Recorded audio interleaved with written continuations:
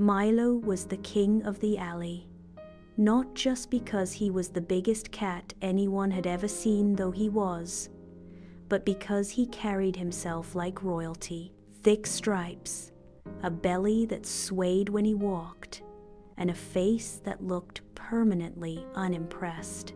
He was a veteran of the streets, the type who knew where every warm vent, loose trash bin, and kind human was within a 10-block radius.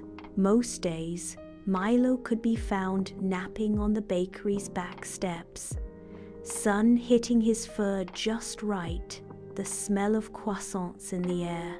He didn't need much, a snack here, a head scratch there. Life was simple, predictable, until Luna showed up. She was tiny, so small she looked like a shadow when she walked. Jet black fur, sleek like ink, and eyes that shimmered green even in the dark. She appeared one cold, rainy evening, curled up beneath the bakery dumpster, soaked and shivering. No one knew where she came from. No collar, no sound. Just two glowing eyes watching the world from the shadows. The other animals avoided her newcomers, meant trouble. Milo didn't. For 3 days, he simply observed her. He never hissed, never approached, he just watched.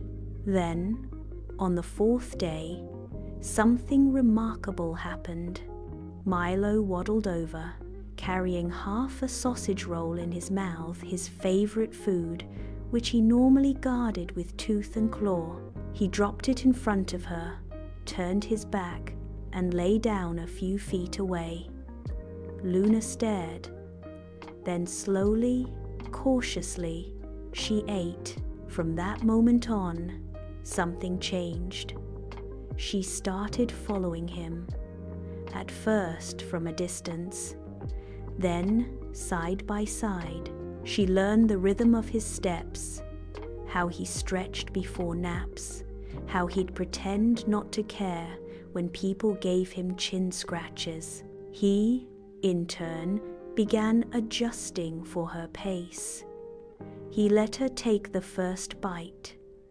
He even scooted over to share his warm vent spots. They curled up together more and more often, Milo's massive tail draped protectively around her tiny frame. They were opposites, big and small, bold and quiet, but it didn't matter, because they fit. The neighborhood adored them. Even grumpy old Mrs. Lennox from the flower shop would leave bowls of milk and whisper, "Look at those two. Married, I swear." Then, one bright spring morning, a cardboard box appeared outside the pet shop. Inside were two cats sewn giant and snoring, the other small and alert. A note read, "Looking for a forever home. Please keep us together." By afternoon, they were gone. A young couple had taken one look and said, "We'll take both." Now, Milo and Luna live in a cozy house with soft rugs, sun-filled windows, and endless bowls of food. He still snores. She still watches everything, and at night, they sleep curled in the same old shape around and tiny, side by side. Their love story didn't go viral. It didn't need to. It lived in whispered alley tales and warm hearts, because sometimes the most beautiful love stories aren't loud.